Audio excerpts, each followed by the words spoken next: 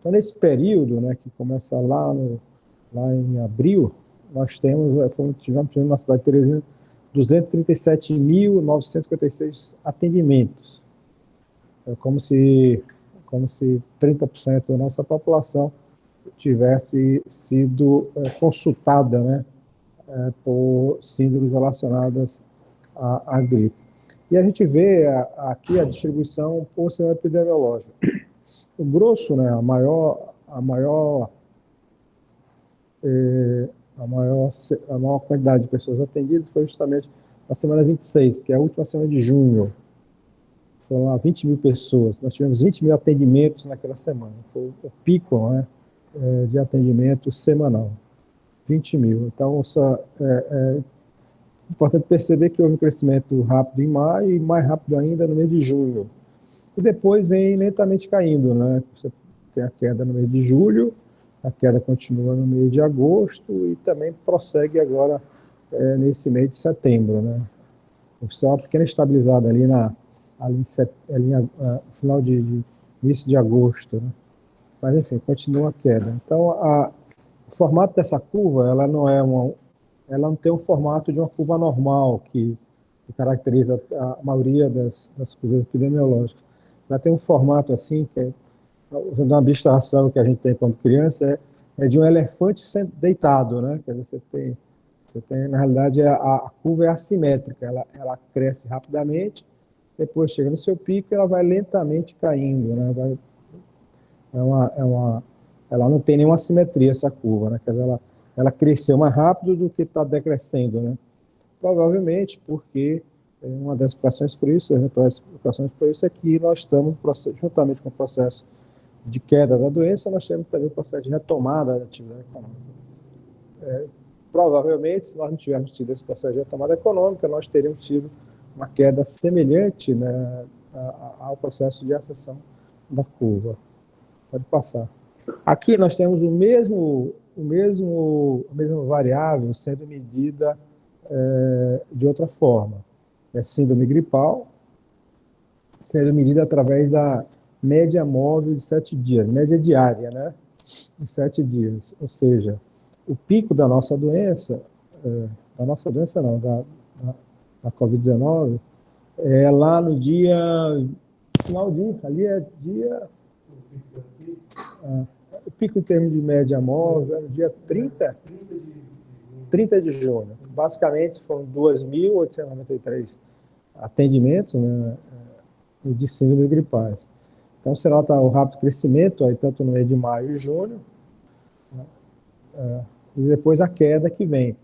Queda significativa em julho, agosto, e continua nessas últimas semanas. Quando a gente compara, né, esse último dado, que é referente ao dia 4 de setembro ali, né? 8 de setembro. A média foi 1.251 atendimentos diários.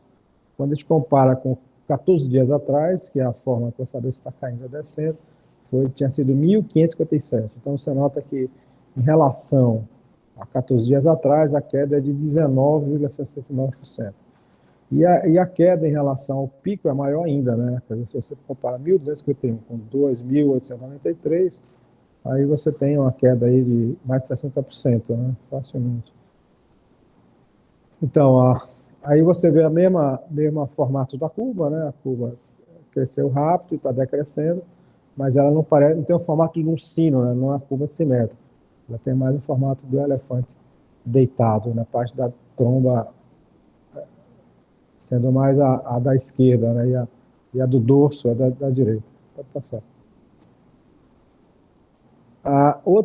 Essa é a nossa segunda medida, é a síndrome respiratória aguda grave, ou seja, aquelas pessoas que procuraram os hospitais ou as UPAs, tanto hospitais privados quanto os hospitais públicos, estavam com uma situação grave, né, com todas as características de uma síndrome respiratória aguda. Da mesma forma, aí você tem a escalada por semana, né, por semana epidemiológica. O pico foi na semana 26, são 766 pessoas. Ao longo do tempo, nós tivemos 8.607 atendimentos, pessoas que estavam agravadas, com problemas respiratórios. A partir da semana 26 de junho, da semana epidemiológica 26, que é a última de junho, você tem uma queda progressiva, e a queda vem, se acelera bastante.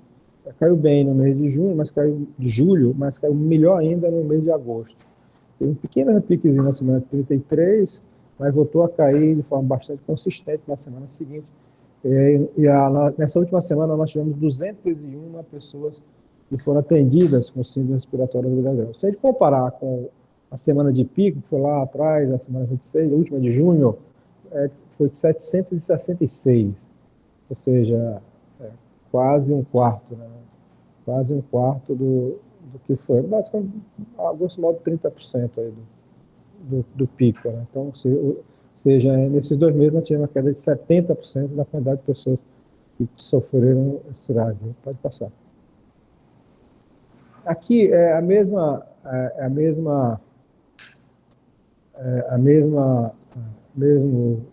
aspecto, né, só sendo medido de uma forma diferente, sendo medido pela média diária, né, dos últimos 7 dias. Ou seja, aí você nota aqui, que o pico ela se dá lá 29 de junho, basicamente o pico diário foi 111 pessoas atendidas um só dia, né, foi o auge da doença, em termos medidos através do CERAG. E você tem a queda de início lenta em julho, depois se acentua rapidamente no mês de agosto. Tem um pequeno repiquezinho ali no início, meados de agosto, né? Mas depois continua o processo de queda, né? Então, hoje, semana passada, hoje não, dia 8, né? A média diária medida dos últimos 7 dias, medida no dia 8, né, era de 25 ou 26? 26 pessoas atendidas. Se nós compararmos com 14 dias atrás, a média diária era de 39.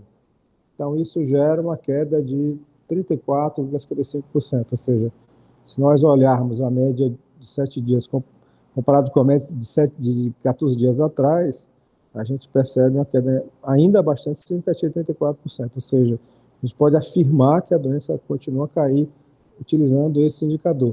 E a queda é mais acentuada se a gente compara com o pico lá atrás, que foi 111. Então também pela SRAG, né, da mesma forma que a síndrome de Paz aponta a queda da doença, também a SRAG também aponta queda nessas últimas 2 semanas. Como é que ficaram os nossos leitos hospitalares?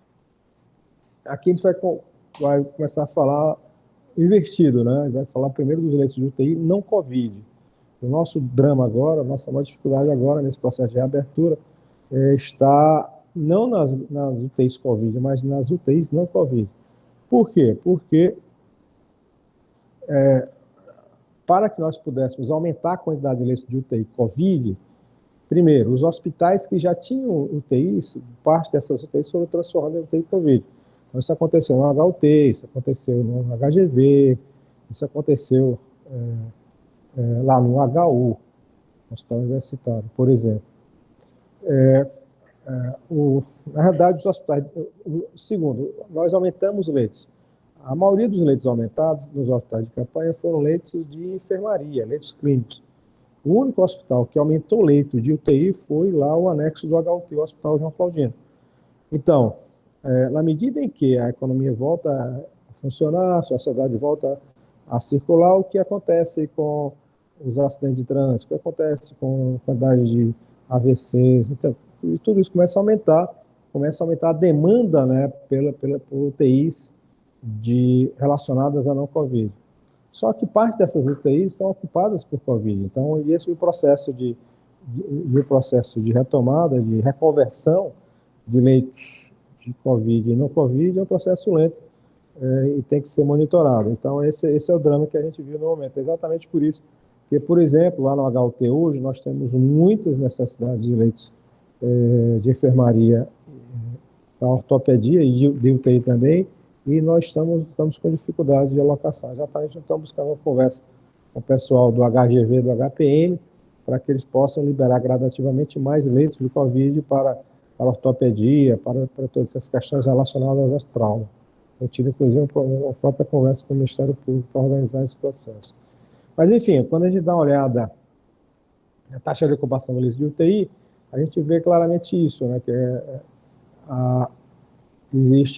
nós estamos aí tivemos um pico aí no mês de agosto, um pico em julho, né, a taxa de ocupação foi muito grande em julho, continuou a aumentar e depois teve reduzido nesse agosto, mas a pressão, quer dizer, a pressão foi diminuída, e foi diminuída com o aumento da quantidade de leitos, né? Não com o aumento dos leitos, não com a diminuição dos leitos ocupados. Então, essa reconversão foi iniciada. E nos últimos dias, houve uma pequena melhora, porque caiu um pouco, né, esses leitos utilizados, né, e a capacidade de oferta também estava aumentada. Então, nós estamos aí hoje com 72%, 71,88% dos nossos leitos ocupados de UTI. Na média móvel, se a gente for comparar com o que aconteceu há 14 dias atrás, estava com 74,82, o que mostra que houve uma pequena queda, né, uma queda de utilização de UTI não Covid. Ou seja, pronto, aqui é a utilização de leito de UTI Covid. Então, você nota, ao longo do tempo, houve um crescimento muito grande, depois ficou um determinado patamar alto, depois foi caindo lentamente, né? Foi caindo lentamente. Mas na medida em que os leitos de UTI Covid vão diminuindo, né? Aí voltam um pequeno acréscimo na taxa de utilização. Mas essa taxa de utilização não é pelo aumento da quantidade de casos de Covid. A gente olha pelo azul escuro, né, que a quantidade dos leitos ocupados de Covid, na verdade, tem caído, né? A taxa de ocupação subiu um pouco porque a quantidade de leitos dedicados à Covid, leitos de UTI dedicados à Covid, diminuiu. Então, mesmo assim, a taxa de ocupação continua confortável, algo um pouco acima de 60%. A meta, o objetivo é sempre algo em torno de 70%. Aqui a taxa de ocupação de leitos clínicos, né? Você vê claramente um crescimento persistente, né? Na medida que há a retomada da economia. Então, hoje nós temos 72% dos leitos clínicos ocupados, comparado com 14 dias atrás, tem 70,34%. Então, houve um aumento de 3,14%. Mas, enfim, mais um aumento que é compatível, né, com essa nova retomada, que aqueceu, né, a demanda, né, por leitos clínicos em toda a rede. Aqui a taxa de ocupação dos leitos clínicos Covid, né, através da média móvel. Então, basicamente, ao longo do tempo, você vê um crescimento grande de leitos Covid, aí depois, quando a gente chega ali em julho, começa a cair rapidamente, né? Rapidamente. Quando você chega no final de agosto, o que acontece? A quantidade de leitos clínicos destinados a Covid, ele começa a diminuir. E isso leva a uma diminuição, né? Isso leva a elevação da taxa de ocupação. Mas como a quantidade de pessoas ocupadas cada vez menor, houve de novo, né, uma tendência de queda, né, dos leitos de Covid. Então, isso, aparentemente é uma característica da doença, né, que se acentua até nessa fase atual. Quer dizer, os casos que continuam a existir, eles aparentemente são mais graves do que existiam anteriormente, né? Ou seja, a demanda por UTI, ela está sendo proporcionalmente maior agora do que anteriormente. Ou seja, existe cada vez mais uma sobra, né, uma ociosidade de leitos clínicos de Covid. A taxa de ocupação está ali em torno de 50%. É por isso que a conversão de leitos Covid e não Covid, ela vai ser mais rápida nas próximas semanas, né?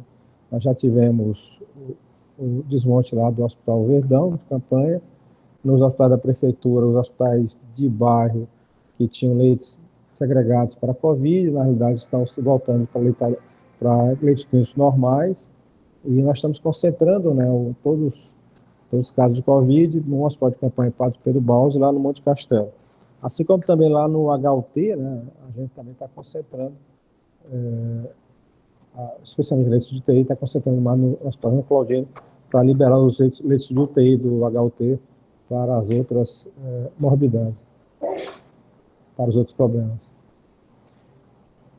Bem, outro indicador que a gente tem levado muito em consideração, porque ele é um indicador mais incisivo, né, do que está acontecendo, é da quantidade de óbitos de residentes por semana epidemiológica. Enquanto que a quantidade de SRAG e de síndrome gripais teve seu pico na semana 26, quando a gente faz a revisão dos dados, a quantidade de óbitos teve seu pico foi na semana 29. Ou seja, a semana 29, na realidade, é a última semana de julho. Ou seja, houve um hiato aí entre a circulação do vírus, que foi no final de junho, e a quantidade de óbitos, que foi no final de julho. Mas após essa última semana de julho, começa a existir uma queda muito grande, né? Então, queda muito grande em agosto. Então, em agosto você tem, caiu mais quase a metade de óbitos, e no mês de setembro também continua essa queda, né? Então, na última semana epidemiológica, semana passada, nós tivemos 26 óbitos, comparados lá com 89 óbitos na semana de pico, né? Ou seja, nós temos ainda uma queda de quase 70% em 2 meses na quantidade de óbitos na cidade de Teresina. Mas no total nós já tivemos 944 óbitos de residentes. Pode voltar um pouco antes dessa curva. Um detalhe dessa curva é que ela tem uma característica que é o seguinte, ela tem um comportamento um pouquinho diferente das outras, porque ela é rápida no crescimento aí em maio, junho, depois ela fica num platô em julho, depois cai rapidamente em agosto e setembro. Então, de certa forma, ela difere um pouco, né, daquelas outras, do formato das outras curvas, né? Pode passar. Quando você vai medir os óbitos de residente por data, através da média diária móvel de 7 dias, você vê que o pico foi lá de óbitos, foi dia 30 de junho. 30 de junho. Então, 30 de junho. Então, aí vem queda durante o mês de julho, teve um repique no final de julho, justamente aquela semana epidemiológica que foi a que teve mais óbitos. Depois continua a cair rapidamente em agosto e continua a cair nas últimas 2 semanas. A média da semana passada foi... A média diária dos últimos 7 dias foi 3,14, não é isso? Isso. Se nós compararmos com 14 dias atrás, foi 5,19. Então, 5,14. Então, caiu 38,89%. E se nós compararmos 3,14 lá com o pico, né, que foi 14,89, é uma queda muito maior, quase 75% de queda. Ou seja, também por essa métrica, nós podemos afirmar que a doença continua a cair significativamente nos últimos meses, também continua a cair nas últimas 2 semanas. Pode passar. A gente tem monitorado também, quer dizer, das ameaças que a gente tinha era com a retomada da atividade econômica, com o repique na cidade de Teresina. Graças a Deus isso não aconteceu. E outra ameaça que a gente tinha era basicamente a chegada de pessoas, de pacientes de outros municípios do interior ou de outros estados. Aqui a gente pode ver a quantidade de óbitos de não residentes. Então, o que aconteceu? Houve um pico aí na semana 28, né, que é a semana aí que é até a terceira semana de julho. Depois houve a queda, aí de novo houve um pico no início de agosto, e aparentemente nas últimas 3 semanas as quedas foram sucessivas. Ou seja, o que a gente pode inferir a partir desses dados, que na realidade os pacientes que vêm para Teresina já vêm numa situação grave, né? Então, aparentemente nós tivemos um platô alto no Piauí, que foi aí entre a terceira semana de julho, né, e a terceira semana, a quarta semana de agosto. Aí. Entre julho e agosto, aparentemente ficou no pico mais elevado. Mas de lá para cá, nas últimas 3 semanas, nós tivemos uma queda bastante significativa, né? Ou seja, aquela ameaça que nós teremos muitos problemas no interior, ela não se concretizou na magnitude que se falava, né? De fato, houve um aumento, mas esse aumento não foi, não foi tão alto quanto se falava. Quando a gente vê a quantidade de óbitos não residentes de Teresina, através da média diária móvel dos últimos 7 dias, a gente vê com uma riqueza de detalhes a conformidade ali. Na verdade, você teve 4 picos, né, de pacientes que tiveram óbitos que não são de Teresina. Um foi lá no dia 12 de julho, dia 13 de julho, outro no dia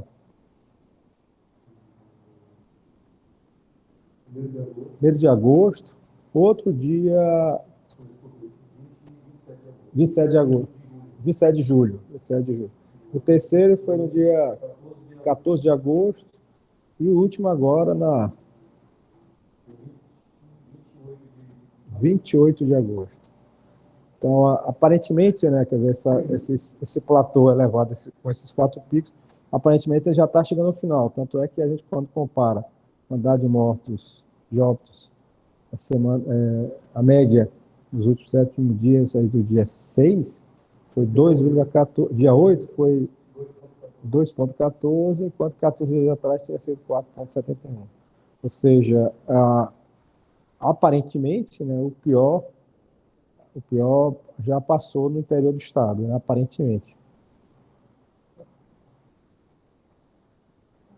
Bem, acho que aqui isolamento social. Então, o que a gente percebe é que o que é mais ou menos o óbvio, né, que com a queda da atividade, com a queda da doença e com o aumento da atividade econômica, né, o isolamento vai caindo gradativamente e ele era mantido apenas pelos finais de semana. E agora nós tivemos uma queda também por conta do feriado. Nós tivemos uma queda, deveríamos ter tido uma queda porque nós reabrimos no sábado. Mas como nós tivemos um feriado na segunda-feira, uma coisa contrabalançou a outra. Enfim, mas a tendência é óbvio que com maior circulação econômica, né, você tende a ter uma queda do isolamento. Só falando, a nossa preocupação também com o que está acontecendo no Piauí é exatamente por isso que a gente tem monitorado, né, o agregado no estado, né. Então a gente pode falar também dos óbitos no estado como um todo. Aqui, a quantidade de óbitos no Piauí por todo o estado, né? Então, o pico é lá na semana 27, mantém-se elevado durante todo o mês de julho, né? E uma queda a partir do início de agosto. Teve um outro momento ali na semana 33, mas enfim, aqui é o Piauí, incluindo não apenas Teresina, mas todos os municípios do interior e do litoral. Quando a gente dá uma olhada através da média diária móvel, o pico foi lá no dia 7 de julho, com 26,71 mortes como média diária móvel nos últimos 7 dias anteriores a dia 7 de julho. Mas vem gradativamente caindo, né? Aparece também, a curva não é um sino, é um elefante deitado, né? Então continua gradativamente caindo. Na última semana, a partir do dia 6 ali, a média dos últimos 7 dias, terminado no dia 6, dia 8 de agosto, dia 8 de setembro, era de 11,14. Se nós compararmos 14 dias antes, era de 15. Então, uma queda de 25,71%. Então, o Piauí continua em queda. Detalhe, uma análise também que a gente faz é excluindo, né, a cidade de Teresina. Então, por quê? Basicamente porque a gente tem na cidade a gente tem uma curva bastante caracterizada e é importante você perceber o que está acontecendo no resto, para que você possa se preparar para alguma chegada extra. E, de certa forma, a gente confirma, né, aqueles dados que a gente tinha antes. Né? Você teve um crescimento grande em julho, o pico aí em termos de óbitos foi nas últimas semanas de julho, depois em agosto começa a cair, no final de agosto há um repique em 2 semanas, e na semana passada voltou a cair sensivelmente. Então, aparentemente, o estado do Piauí está em queda, né, e o pior já passou.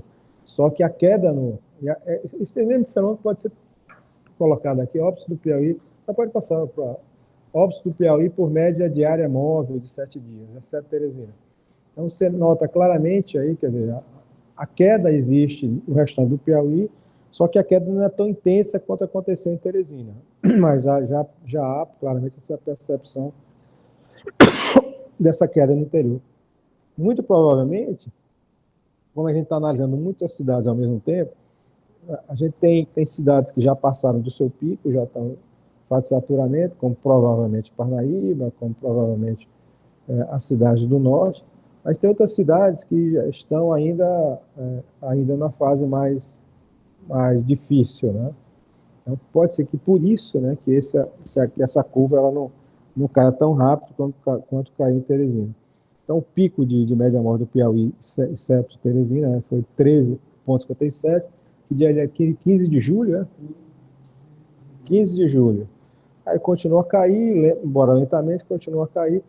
A média diária móvel dos últimos 7 dias, terminado no dia 8 de setembro, foi 7,43. Se nós compararmos com 14 dias antes, que foi 9,43, a queda foi de 21,1%. Pronto.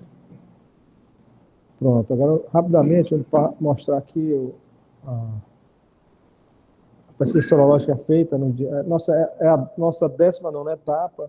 Fizemos a pesquisa entre dia 4 e 6 de setembro de 2020. A nossa penúltima pesquisa, Dulce.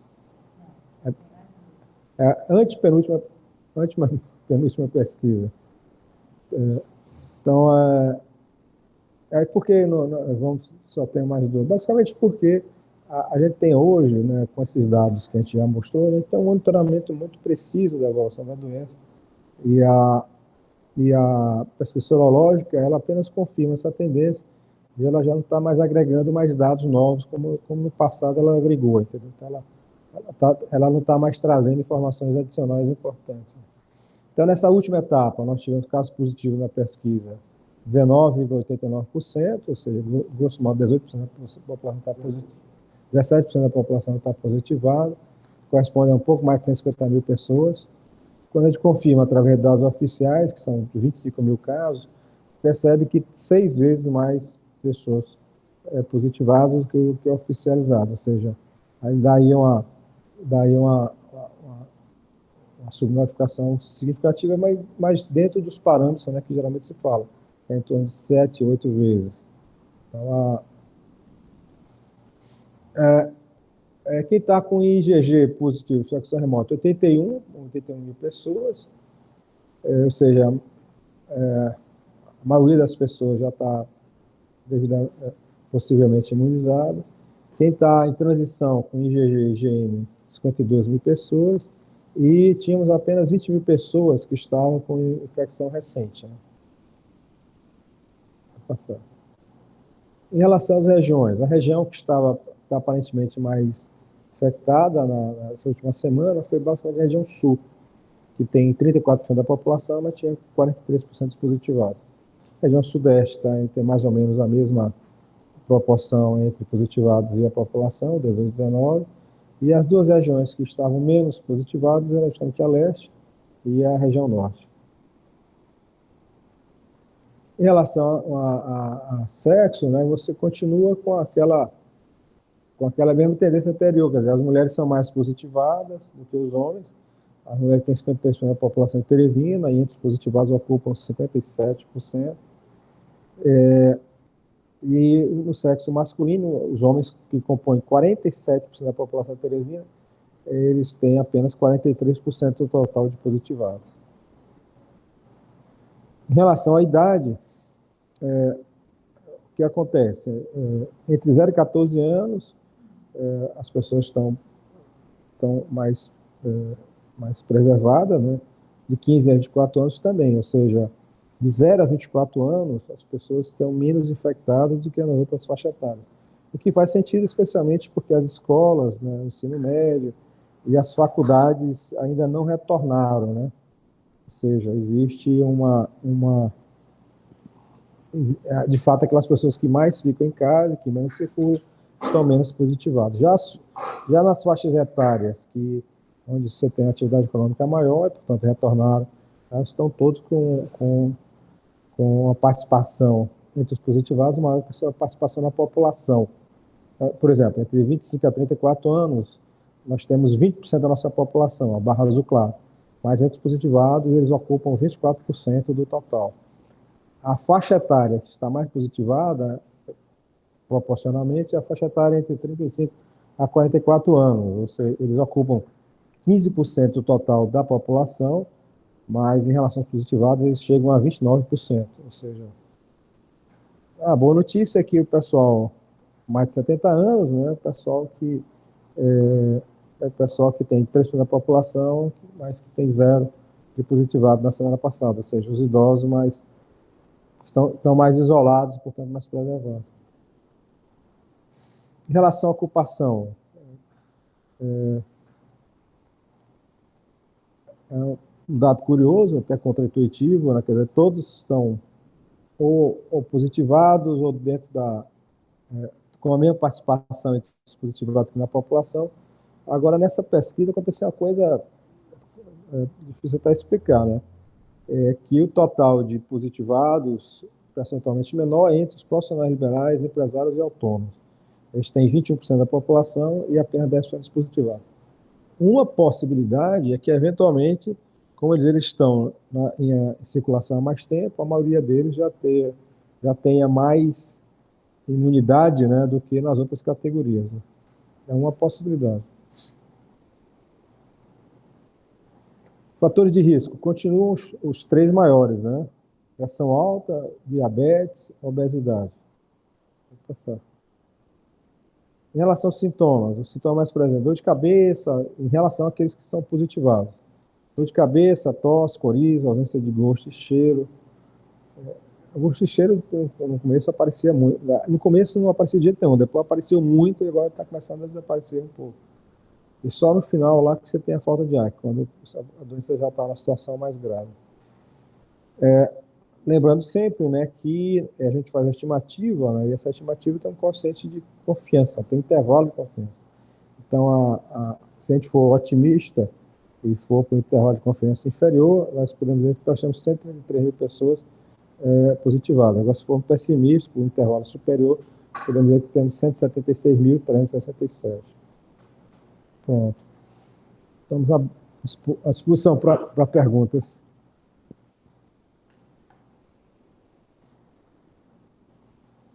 Tem uma pergunta. Chegou uma pergunta aqui, prefeito, do Franci. Acho que ele ainda está no meio norte. Prefeito, como estão as articulações para o retorno das aulas presenciais? Já algum norte em relação a outras restrições aos domingos? Já há uma previsão de quando começarão a ser flexibilizadas? Bem, 2 perguntas. Segunda pergunta, domingo. O que a gente fez? A gente liberou o dia de sábado, correto? Sábado estava somente com supermercado, padaria e posto-gasolina. No sábado anterior nós liberamos. Então nós vamos esperar 2 semanas para ver o impacto, né? Especialmente porque esse sábado último, esse fim de semana último, ele foi atípico por conta do feriado. Então vamos ver o impacto do sábado. A preocupação em relação ao sábado é basicamente a questão de bares e restaurantes, né? Nós tivemos alguns excessos, né? Havia aí cenas de bares, algumas cenas de restaurantes que se converteram rapidamente em boates, coisas do tipo. Então a gente vai ter um pouco de precaução para ver se esse impacto nas últimas 2 semanas vai ser significativo, né?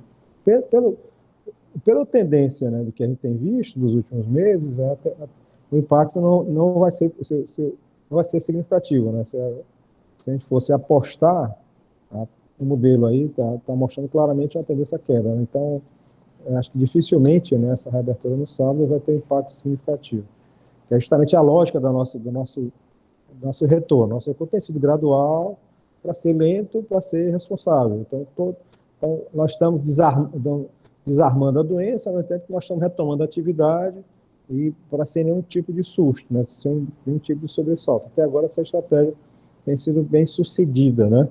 Então, se no próxima semana nós não tivermos nenhum aumento de síndromes gripais, não tivemos nenhum tipo de aumento de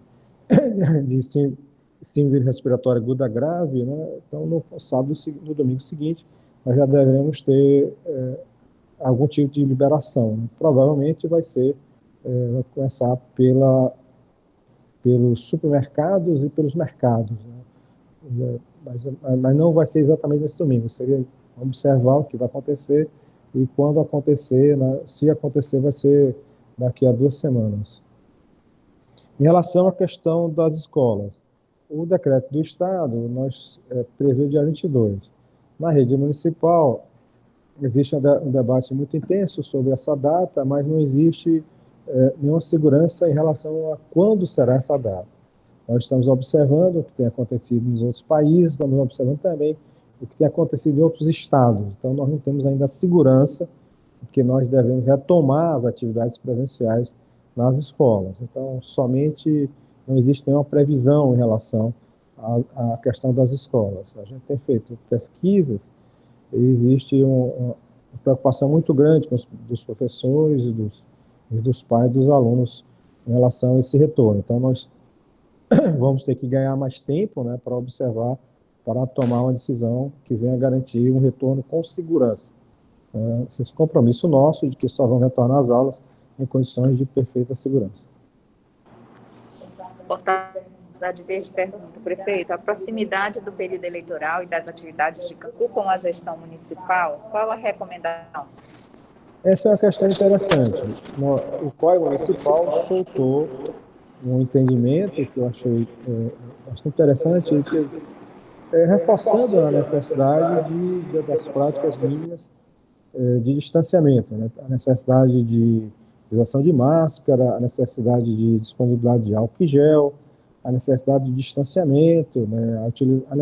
A priorização de reuniões eventualmente feitas em espaços abertos ou semiabertos. Acho que isso é uma coisa importante a ser feita. Não existe, quer dizer, até agora, nenhuma evidência de que essas reuniões, que na realidade essas reuniões começaram já também no mês de julho, né? A pré-campanha, ela na realidade se iniciou no mês de julho. Ela não existe nenhuma evidência de que elas tenham modificado, né, o perfil epidemiológico na cidade. Pelo contrário, da mesma forma que as atividades econômicas, essas atividades de pré-campanha, né, elas ainda não tiveram nenhum efeito. Pelo contrário, a doença continua a cair, a seguir o seu caminho de queda. Aí, obviamente, nós vamos continuar a monitorar o quadro, né? Se houver algum tipo de repercussão na doença, obviamente que outras medidas que sejam mais duras podem ser tomadas, não apenas em relação a essas atividades econômicas, que podem eventualmente estar extrapolando, como também em relação a outro tipo de evento. No caso, eventualmente poderia incluir as reuniões políticas. Tem uma questão que é mais de natureza jurídica, né, mas tem que ser enfrentada no momento oportuno, caso a gente tenha necessidade, né, de fazer um fechamento das reuniões políticas. Eu, particularmente, quer dizer, isso é importante ressaltar, eu sempre fui contra a realização da campanha política no ano de 2020. A minha tese é de que nós deveríamos fazer a eleição em 2021 e não prorrogar os mandatos nem de vereadores nem de prefeitos. Na verdade, nós teríamos um prefeito interventor tampão que deveria ficar no mandato até a realização da campanha, da eleição aí lá para abril, maio do ano que vem. Mas, infelizmente, o Congresso fez esse entendimento e, obviamente, isso desperta, né, todo o processo de campanha pelo Brasil afora. Então, o que nós estamos vendo no Piauí e em Teresina não é específico nosso. Na realidade, a campanha ela vai ser muito virtual, mas existe uma pressão, né, para o crescimento das reuniões presenciais, que por conta da nossa própria cultura política. Então, nós temos que minimizar os impactos dessas reuniões e eu acho que nós devemos fazer justamente esse respeito, né, buscar fazer reuniões em espaços que sejam ou abertos ou semi-abertos, buscar ter sempre uma distribuição efetiva de álcool e gel, buscar preservar o distanciamento. Eu tenho sido convidado para algumas reuniões nessa pré-campanha. A imensa maioria das reuniões que eu compareci em Teresina, elas estavam plenamente organizadas. Uma ou outra que teve alguma dificuldade de aglomeração, especialmente na hora da saída. Mas é uma coisa que a gente tem sempre chamado a atenção, né? Agora, eu tive também tive no interior esse fim de semana, e a gente também percebeu que algumas reuniões, algumas convenções estavam muito bem organizadas, mas também outras convenções não estavam bem organizadas. Aí, quer dizer, no caso dessas convenções, quer dizer, em outras reuniões também, como você está como convidado, né, fica difícil você coordenar, né, o processo de organização interna, mas reuniões que eventualmente sejam feitas, né, eu falo não aqui como prefeito, mas eventualmente como político, reuniões que sejam eventualmente coordenadas pela gente, a gente vai buscar o respeito a esses parâmetros, né. Agora, uma dificuldade muito grande é a gente ser convidado para uma determinada reunião e essa reunião ela não está sendo adequada. Então, a gente sempre tenta previamente conversar sobre isso e acho que deve ser uma preocupação de todos, né? A gente tem que buscar cumprir esses protocolos. Prefeito Marcelo Magno, da TV Clube, tem novidades sobre as negociações com as empresas de ônibus para garantir aumento da frota circulando? A frota tem aumentado o seu número de circulação. Nós estávamos lá no início, quando foi retomada, acabou a greve, nós estávamos com 25% da frota, hoje nós estamos com 45% da frota.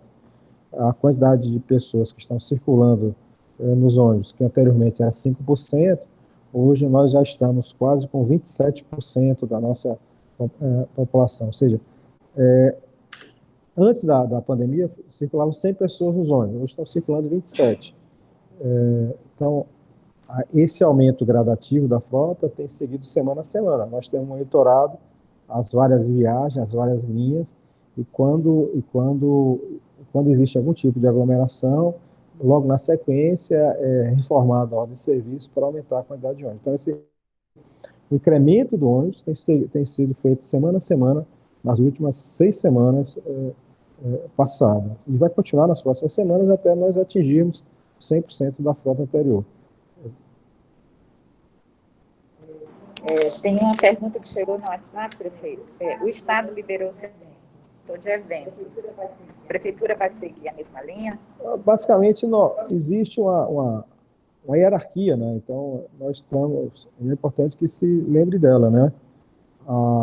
Nós temos um decreto estadual e quem tem competência é o Supremo Tribunal Federal de fazer esse processo de abertura e fechamento é justamente o Estado, né?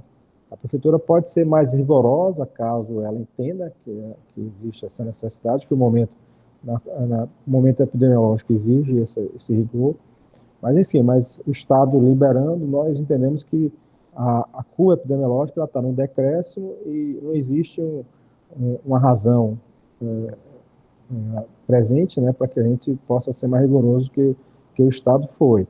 Então, nós vamos seguir o Estado. Agora, caso após essa liberação, depois de 2 semanas, existe alguma evidência de que essa liberação ela trouxe algum tipo de problema para a cidade, a gente pode sim ser mais rigoroso.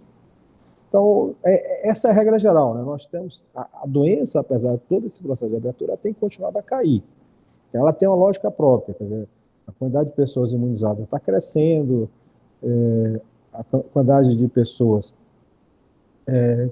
que circulam e o vírus não consegue mais ser repassado da mesma intensidade de antes é bem maior. Então, essas pessoas servem como uma barreira para a propagação do vírus.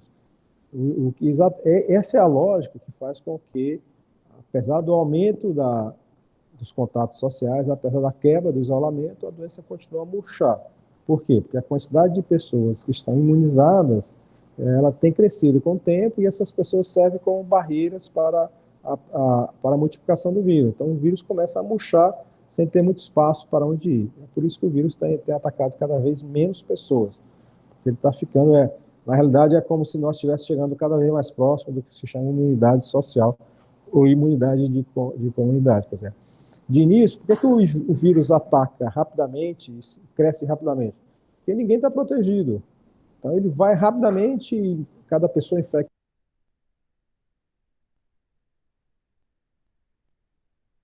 Mas na medida que as pessoas vão tendo contato com o vírus, vão tendo a doença, vão ficando imunizadas, essas pessoas passam a formar uma barreira para a expansão do vírus. Dá um exemplo, lá em casa. Lá em casa nós somos 5. 3 foram positivados e 2 não. Então, assumindo, né, que os 2 não foram positivados, quer dizer que os outros 3 já não têm mais a capacidade de repassar a doença para os outros 2. Então, em casa, eles estão plenamente protegidos. Então, se eventualmente isso acontece de forma generalizada em toda a cidade, então você tem que os espaços, né, para o crescimento do vírus são cada vez menores, e é por isso que, né, que a doença tem caído na cidade. Além disso, nós temos outras questões que são importantes serem comentadas acerca da evolução ao longo do tempo do vírus. Primeiro, é que como nós fizemos uma atitude bastante precavida, né, nós tivemos tempo para quê? Para preparar a rede hospitalar mais do que suficiente para atender a população. Então, a rede hospitalar hoje, por exemplo, tem ampla capacidade de atender, né, os pacientes. Segundo detalhe importante, quer dizer, no começo não se sabia nem como é que seria o tratamento nos hospitais. Então hoje já as equipes médicas, as equipes de saúde já têm uma experiência, né, esses protocolos de atendimento, né. Acho que a possibilidade, quer dizer, a efetividade do trabalho médico hoje é bem maior do que era 3, 4 meses atrás. Ou você tem muito mais informações hoje sobre essa doença do que existia no começo. Então, tem relatos, por exemplo, de trabalhadores que, antes de entrar numa UTI, né, tinham um verdadeiro síndrome de pânico, medo mesmo de entrar na UTI. Mas agora as coisas já estão ficando mais claras, já existem mais informações, e as pessoas estão mais conscientes, né, dos tratamentos e dos papéis a serem desempenhados nos leitos de enfermaria, nos hospitais, nas UTIs, e isso melhora muito, né, a efetividade do tratamento. E tem também uma tese de que essa virulência do vírus, especialmente dos vírus respiratórios, cai com o tempo, né? Então pode ser também que a gente esteja passando por isso. Essa semana, na Folha de São Paulo, 2 dias atrás, saiu a curva epidemiológica de vários países e de várias cidades no mundo. E é uma característica interessante, né? Muito parecida, a maioria é muito parecida com essa curva epidemiológica de Teresina. Ou seja, você tem um crescimento rápido, depois tem uma queda, e essa queda vai devagarzinho e tal, e vai ficando permanente. Em poucas cidades aconteceu um repique, né? Em poucos países também, né? Eu vi o caso de Israel, e provavelmente esse repique foi dado, talvez porque o processo de retomada da atividade econômica foi feito antes do pico da doença. Então você achatou a doença artificialmente através da redução da atividade econômica, mas liberou antes de ter chegado ao pico, né? Então, quando liberou, aí você, mais na frente, teve um repique e a curva teve um formato assim de 2 picos, assim, como uma coisa diferente, né, do que nós tivemos aqui. Então, acredito que isso mostra, né, que a nossa estratégia foi a estratégia correta, a gente fechou a economia antecipadamente, ganhou tempo para preparar a rede hospitalar, esse isolamento serviu para reduzir o impacto da doença e serviu também para reduzir o impacto, né, o tamanho, a intensidade do pico. Quando o pico passou, a gente foi retomando as atividades gradativamente, seguramente, e o que tem sido feito até agora. Então, o grosso da economia já está reaberto, o que nós temos são exceções, e essas exceções vão ser tratadas ao longo do tempo. Pronto. Tchau. Bom dia, pessoal. Grande abraço.